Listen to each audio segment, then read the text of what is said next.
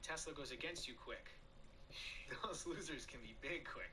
So it just goes to show that even though I've turned the corner and I feel really good about what I'm doing, like I'm just like everybody else. I still make mistakes. But just to go back to your question, it's more of a time-oriented stop loss. I want the scout to work. EA Sports. It's in the game. I need to just get out of that trade. I love that you said that because that makes perfect sense. When you say it's like more of a time-oriented, because for our scalper, we're looking for quick reaction, a quick move. If you don't get that reaction or a baby reaction, you all know it could be a stuff. You know, it could be really bad. And then the slippage is really hard to account for, especially if you're a trader like me. Like, I like to hold. Like, not to hold against me. I like to hold for the move, right? And so it's just different. And so, like, I give it that bigger wiggle room because I think, oh, you know, we might, you know, consolidate and then continue. But it's, I like that you shared that because there's probably people out there, because I've tried scalping myself. I'm terrible. Because I have the raw mentality of, like, if I get in, I need to hold it for somewhat of a move, you know? So, and that's not the way, at least I know. For me, it's not. You know, you mentioned I still make mistakes. You know, things still Pick a regular fighter. Can you elaborate on what you mean by, or not elaborate, but could you explain when you make mistakes, how does that make you, how do you think about it now compared to Pick a regular fighter. Okay, so when I'm A regular, you're a there's bozo. also one important aspect. My account is bigger than it was back then. So I can't tell you how important it is, but I think it is to, once you have experience, when you have a bigger account and you take a little bit of a loss, I mean, obviously taking a devastating loss is a problem no matter how big your account is. But when you take a loss on your account that's a little bit bigger, it doesn't affect you as much. It still hurts, it still does not feel good. But so that's a huge important factor for me. When it's so funny now because when I take a loss, What's now, up? I know exactly what I did wrong instantly. Pick a regular fighter. Trade too late in the day, held a loser. So even though I do not like losing money, and it's unfortunate, I realized that okay, I made a mistake, and then just like every other Regular time fighter. now because I have more experience, I realized that I can bounce back from it pretty quick. Just 'cause I've Regular done it. fider. So, and I make sure to Idiot. do all the other positive things. When I take a big loss, go to the gym, continue to eat right because it's easy to not work out. You want to go, you know, binge eat and stuff like that. Eat a ton of candy. So just making sure that everything else is all right, and then get right back into it. And then a week later, that loss doesn't even matter. So Pick a regular so fighter. many times that it just doesn't affect me as much, even though it's still not fun. Pick a regular fighter. And how'd you handle it back then? Oh, I couldn't stand it. I mean, I still don't like losing money, but it bothered me. Pick a regular fighter. It bothered me in other aspects. Like maybe my mood would be down the rest of the day, and it would almost mess You're my an day up. idiot. And at some point, I realized I can't do that. You can't let this go too far into other areas of your life. And then I just kind of accepted that, hey, I've signed up for this. Yep. So I have to deal with all the outcomes that come with it. And then once you take enough punches, you just get better at taking the next one, right? Really all it is. It's like a boxer.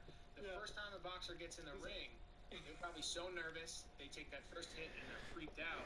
But by their 10th fight, it's a totally different game, even though it's still scary.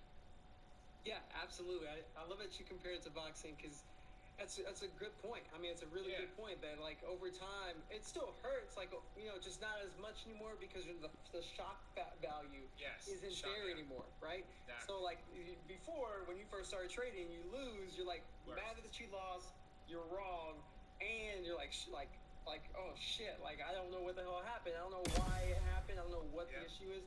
But now when you're wrong, you're like, I know exactly what it was. Yeah. I didn't dodge this hook. I took a step forward instead of a step back. Like you analyze it. Sounds like more than just being upset. It's more of an analyzing, training, process for yourself. Yeah. So that's Pick a cool, regular man. fighter. Before we start to wrap this up, Matt. By the way, it's been awesome to talk to you too, man. But before we start to wrap this up, I want to ask a couple things. One of the things is, if you could just immediately get into a time capsule. Or I guess more of a, what is it, like a conversation or...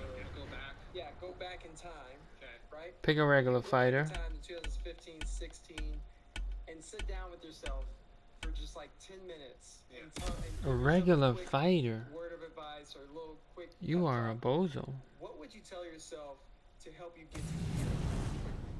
I would tell myself to just go all in on Tesla and just hold it. Yeah. No, yeah, and shit.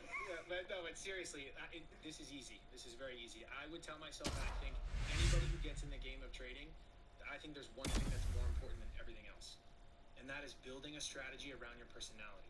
Period. Start with that. So if you are a little high-strung, a little type A, a little stubborn, instant gratification like myself, maybe scalping is the way to go. If you are Pick a regular opposite fighter. of that, maybe you're more swing trader or almost swing intraday, where you will take positions and say, I'm going to hold this for the next 4 or 5 hours, have my What's levels, up? and not think too much about it. I didn't do that in the beginning, and it took me a very long time to turn the corner until I Hello? actually started digging You on freaking match my go. personality with a style, and then build from there. So that would literally be the only thing I would tell myself, and then say go, and then use the data to figure out what you're good at within that tiny circle. Yep. And you'll figure it out pretty quickly. Awesome, man. And where is one place for people to find out more about you if they want to reach out to you? Ask any questions? Coming up next, it's a light heavyweight showcase between Mike Tyson and the youngest champion in UFC history, Johnny Bones A Jones. little high strung, a little tight. Our tale of the tape for this light heavyweight fight. Tyson is 9 years his elder. Jones will have a If you are completely opposite of that, maybe you're more swing trader or almost swing intraday. Mike Tyson, What's up? John Jones. And here we go. Fight scheduled for 3 5-minute rounds. White trunks for Jones, black trunks for Tyson. Joe Iron Mike, one of the most feared strikers in combat sports history. And what he liked to do in the boxing ring is fight in a phone booth. He loves those quick hooks, but they're quick and they're powerful. And they led to a lot of his knockouts. Here in the octagon, he's going to work his footwork. He's going to try to cut off the cage and force his opponent to go toe-to-toe.